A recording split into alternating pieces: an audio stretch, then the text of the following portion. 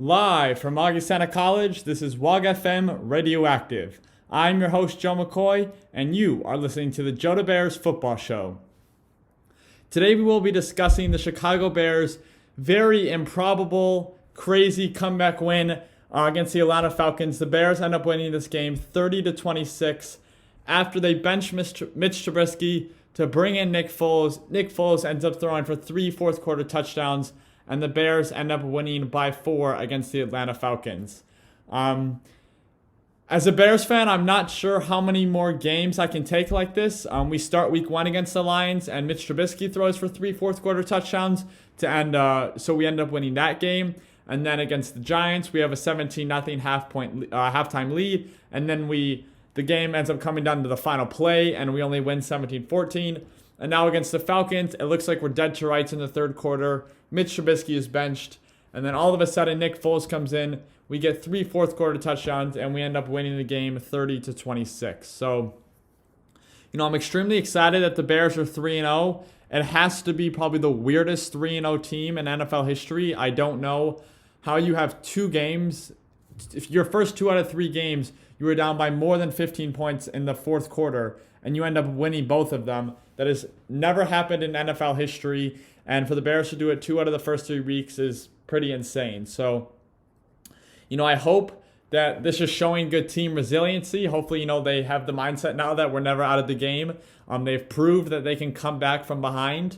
So hopefully this can maybe help us down the road if we're in another situation where maybe we're down by 10 points with 6 minutes left. The team realizes that we're not out of this yet. So getting into some of the numbers. So for the first half when Mitch Trubisky played, he was 13-22, 128 yards. He also had a 45-yard scramble that brought us down to the 5-yard line. And then he had 1 touchdown and 1 interception, which was basically the reason why he ended up being pulled. So very pedestrian numbers from Mitch Trubisky. I really think at the end of the second quarter, we were down 16-10, and it was a third down, and Anthony Miller ran a beautiful deep kind of outside post route, and he had at least 2 yards on the defender, and Mitch Trubisky overthrew him. So if Mitch Trubisky makes that pass, Anthony Miller walks in for a touchdown, the Bears are up 17-16, everyone's feeling good. But I really think that was the straw that broke the camel's back, because for Matt Nagy to have a quarterback who isn't able to consistently throw the ball down the field, it truly limits his offense and what he wants to do. Because you see the Bears this year, they're running the ball a lot more. They're kind of doing short to intermediate throws, and that's good. But when you take that deep shot, you have to be able to complete it. And I'm not saying Mitch Trubisky has to be 100% accurate on all deep throws, but when there's one when your receiver is wide open, you have to complete that pass. Especially when the Bears offense had been struggling to score points this game. We got in the red zone, and our first drive, Carlos Santos missed a 43-yard field goal. Second drive, he ends up making the field goal. And then we ended up getting a Jimmy Graham touchdown after the Mitch Trubisky scramble. But when your offense is struggling to score touchdowns and you have a wide open opportunity, you absolutely have to make that throw. So I think after that play, Matt Nagy was on very, very thin ice with Mitch Trubisky. And then once he threw an awful interception, it was a 3rd and 9. Jimmy Graham runs a little crossing route across the middle. The Falcons are in a zone, and Mitch Trubisky just flat out misses the defender. The defender jumps the route. The ball was behind Jimmy Graham, and the Falcons get the interception and take it back to the 20-yard line. So after that, it was over for Mitch Trubisky, and Nick Foles was brought in. So Nick Foles on the day, he played about the last 25 minutes of the game. He was 16 of 29, 188 yards, 3 touchdowns, and 1 interception. And if you watch that game, you know that interception was extremely controversial. He threw a beautiful lob pass to Allen Robinson in the corner of the end zone. Allen Robinson goes up for the 50-50 ball. It looks like he catches it. Both him and the defender land in the end zone. As the defender is on top of Allen Robinson, he rolls over and rips the ball out for the quote-unquote interception. But what is extremely puzzling is that the refs called it a touchdown on the play. And the rule in the NFL is that 50-50 balls that are caught by both the defender and the receiver go to the offense. So whenever this has happened in the past, the ball always goes to the offense. But somehow, after they reviewed it, they determined that the defender had full possession the entire time, and they gave the interception. So That play was extremely confusing as a fan. I'm sure you saw Allen Robinson on the sideline. He was livid with the refs. I don't really know how that call can be made. So you definitely 100% can make the argument that Nick Foles threw 4 touchdowns and 0 interceptions, and that would have pinned him at about 210 yards for the game. So I'm happy that Foles is in. You know, I'm someone who I'm gonna ride or die with whoever the quarterback is of the team. For those of you who know me, I've been a Mitch Trubisky supporter since we drafted him. But, you know, he's not in right now. So as a Bears fan, I got to root for whoever the quarterback's in. If Nick Foles is in, and if he starts playing well and he gets our offense moving down the field and he's putting up points, of course I'm going to root for Nick Foles. I'm not going to... Did I want Mitch Trubisky to succeed this year? Of course. We drafted him 2nd overall. I was hoping he was going to be our franchise quarterback. If that isn't the case and Nick Foles comes in and plays really well and propels this team to, especially the offense, to newer heights, then of course I'm going to be excited. Whatever helps the Bears win is what I'm going to be a fan of. So, this isn't to say that Nick Foles had a great game. He had 2 balls that could have been / should have been intercepted. One of them was on a 3rd down. He rolls out to his left, sees Jimmy Graham running down the sideline, kind of just chucks up a back foot pass, and there's 4 Falcons in the area.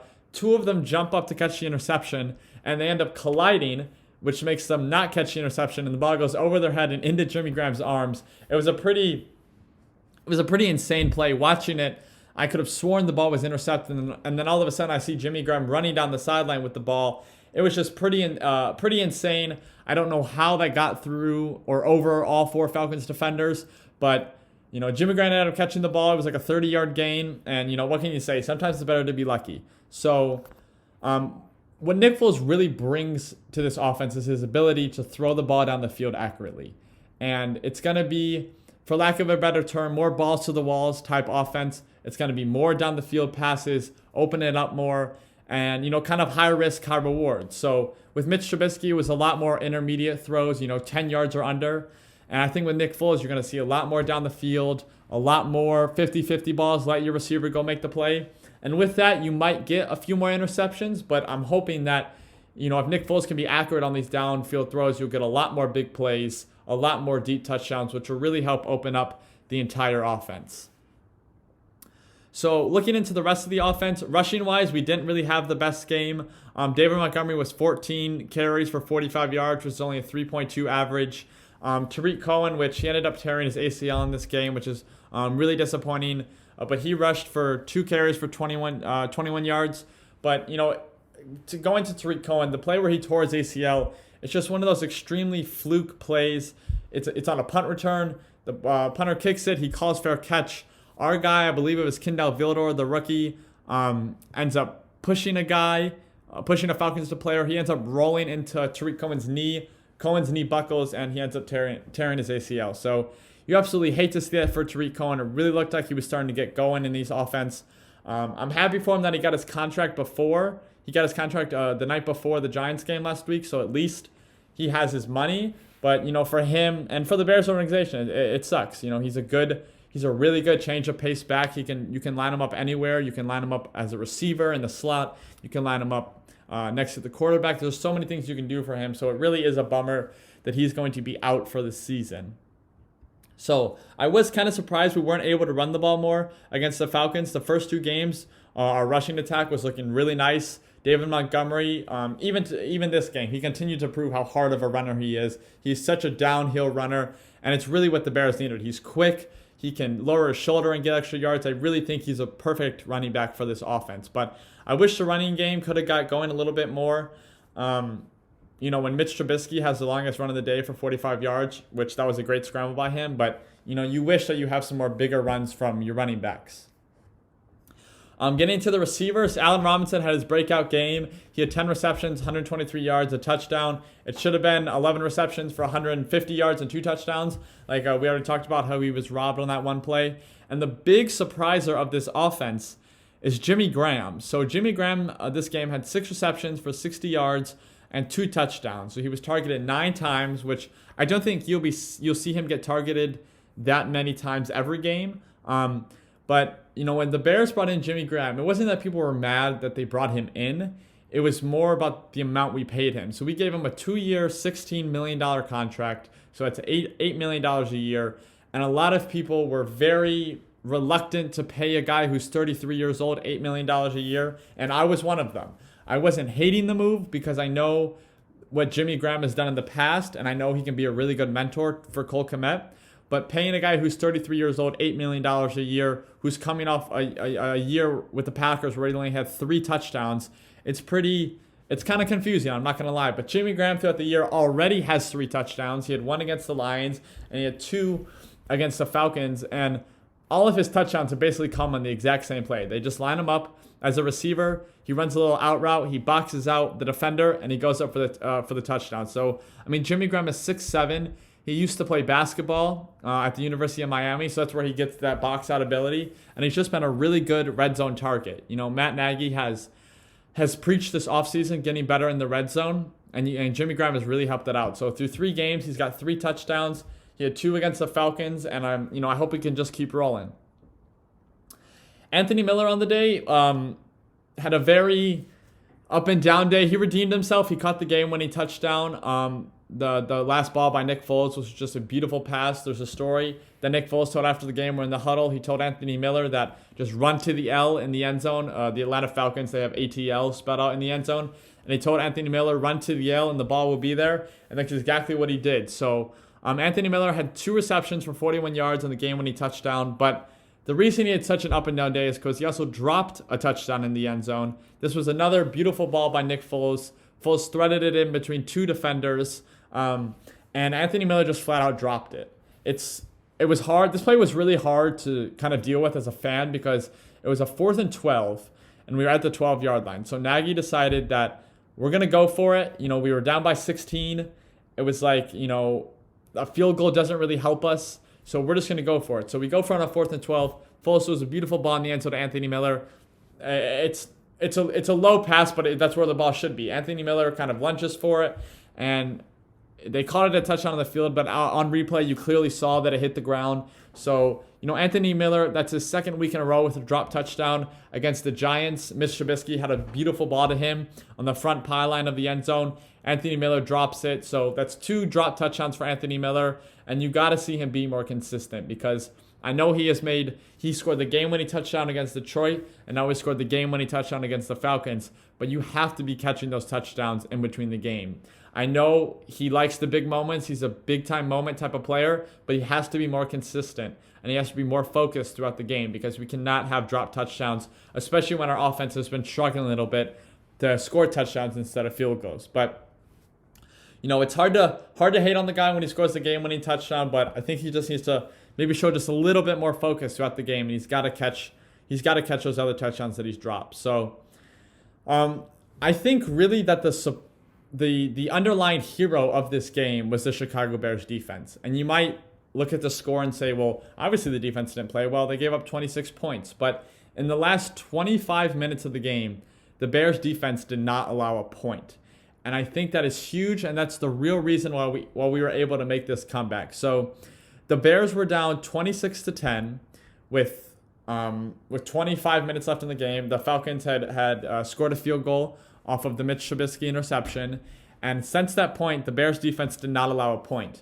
And the real hero of the defense was the pass rush. We only had 2 sacks in this game, so statistically wise, it doesn't look like we had a dominant pass rush, but they were constantly in Matt Ryan's face. They were constantly getting pressure, and the Bears finished this game with 8 quarterback hits. And that's really what you love to see. Khalil Mack was in elite form. Akeem Hicks has 3.5 sacks through 3 games. I really hope he starts getting, national media attention because this man is playing absolutely amazing right now. For a defensive tackle to have 3.5 sacks through 3 games, you only see people like Chris Jones or Aaron Donald put up those numbers. So I'm hoping that the media starts seeing that Akeem Hicks is an elite interior defensive lineman. Us as Bears fans have already known that, but that man deserves more credit throughout the national media. But yeah, 8 quarterback hits. Khalil Mack got screwed. He had a strip sack. And then as Matt Ryan gets tackled on the strip sack, I believe it was Mario Edwards, the guy we brought in from the Saints, but he comes in and goes to tackle Matt Ryan because he was going for the sack as well. But because Ryan was falling to the ground, Edwards ended up hitting him like kind of at his shoulder area because Matt Ryan was falling. The refs ended up calling roughing the passer. I think it was a completely bullcrap call because the dude is falling to the ground after the strip sack. So Mack should have had 2 sacks on the day. He should have had a strip sack, which is absolutely vintage Khalil Mack. And I think the defensive line numbers would have been even better. But they were causing havoc the entire game on Matt Ryan. You could tell, especially in the second half, he was not comfortable in the pocket. He was rushing balls, which were making balls go behind receivers. When you make Matt Ryan throw the ball quickly, you don't have to worry about the deep threat of Calvin Ridley and of that offense. So when you make him throw it short, you can play tighter coverage, you can play press, and you really saw Roquan Smith had a great breakup in the fourth quarter, and you really saw our defense truly tighten up in the second half of the game. So I'm hoping that the defense can really build on this. The Falcons, they've scored 90 points through 3 games, so it's not like we were playing some bad offense and allowed 26 points, but you really saw the defense tighten up in the second half, and if they can keep consistently getting this pressure with Robert Quinn getting more healthy and acclimated into the defense, you can really see this defensive line and the defense as a whole step up to the next level. So getting into the Falcons side of the game, Matt Ryan was 19 to 38 for 238 yards, 1 touchdown, and an interception. So he started off the game hot. The first play from the Falcons offense was a 63-yard pass to Calvin Ridley. 2 plays later, they cap it off with a touchdown to Hayden Hurst, their tight end. And, that happened. As a Bears fan, you're like, oh, Lord, this could be a long day for our defense. And it's felt like it was going to be that way throughout the first 35 minutes of the game. But after that first 35 minutes, as I said, that defense really tightened up. So Matt Ryan started hot, but, you can see his completion percentage is only 50%. He only averaged 6.3 yards per throw, and he looked honestly very pedestrian besides a couple of big plays. He only had 1 touchdown throw to Hayden Hurst, as I mentioned, and he threw the game-sealing pick to Deshaun Gibson to end the game. So Matt Ryan definitely did not look comfortable in the pocket, and that's due to that Bears pass rush. And once he kind of got scared in the pocket and was getting nervous and was forcing balls and throwing balls quicker than he wanted to, he was not the same quarterback. Unfortunately for the Bears defense, though, the Atlanta rushing attack was very productive. Todd Gurley had 14 carries for 80 yards and a touchdown, and the backup running back Brian Hill had 9 carries for 58 yards and a touchdown. So the Falcons had 144 rushing yards, and that is just way too much for this Bears defense to give up. You put a lot of pressure on your secondary to play tight when you're allowing so many rushing yards, because as the saying goes in the NFL, if you can't stop the run, you can't stop the pass. So the Bears defense is really going to have to tighten up in the run game, and I'm truly hoping that we bring in Damian Snacks Harris. Right, currently he's a free agent. He was on the Lions last year, but this is really the guy we need to fill in the middle of the defense, because Eddie Goldman opted out, and when that happened, I wasn't that concerned. Eddie Goldman is a great player, but I didn't really realize how important he was to this Bears rushing defense. So without him, there's been a lot of holes in the middle. The offensive line is just able to double team Akeem Hicks. They single up Bilal Nichols, and not that Bilal Nichols isn't a good player, but he doesn't have the strength and the size that Eddie Goldman has. So you've seen a lot more runs up the middle, kind of gashing our defense. And I truly hope that if the Bears could bring in Snacks Harris for a 1-year deal, it truly would help our defensive line in stopping the run. So definitely wasn't happy with what I saw from the Bears rushing defense. Like I said, it got more stout towards the end of the game, but we can't be allowing 15, 20-yard runs to the Falcons offense. We allowed a 35-yard touchdown run by Brian Hill, and what it really looked like was that the defense wasn't attacking.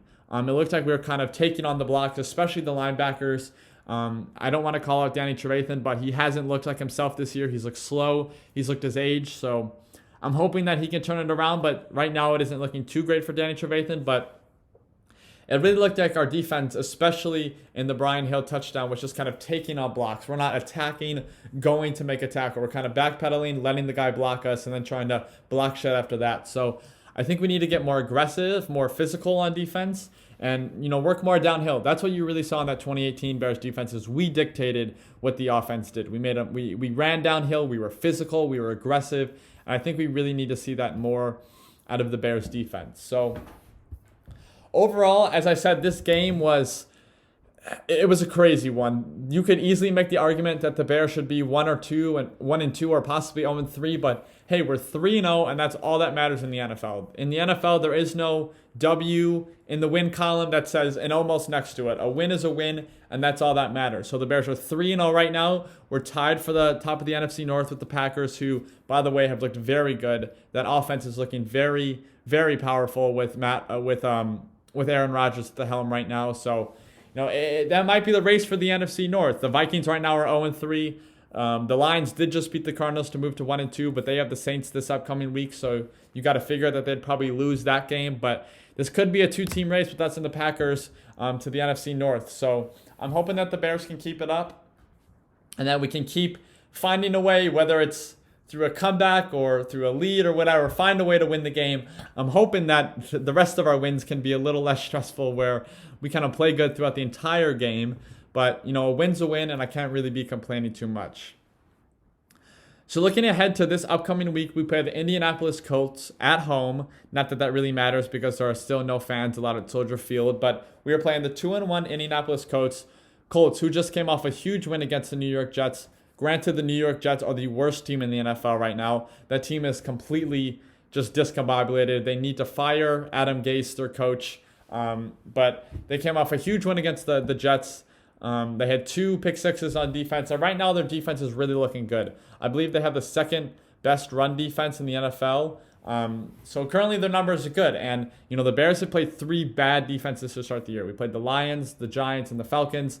The Falcons have statistically the worst or second to worst defense in the entire NFL. So this Colts defense is really going to be a challenge for us, and it's really going to see what we have in Nick Foles. I know it's one game. I'm not going to judge Nick Foles off of one game, but if he comes out in balls against the Colts and let's say puts up 3 touchdowns and we're moving the ball down the field and we're throwing the ball vertically, we're really going to see what this offense can look like.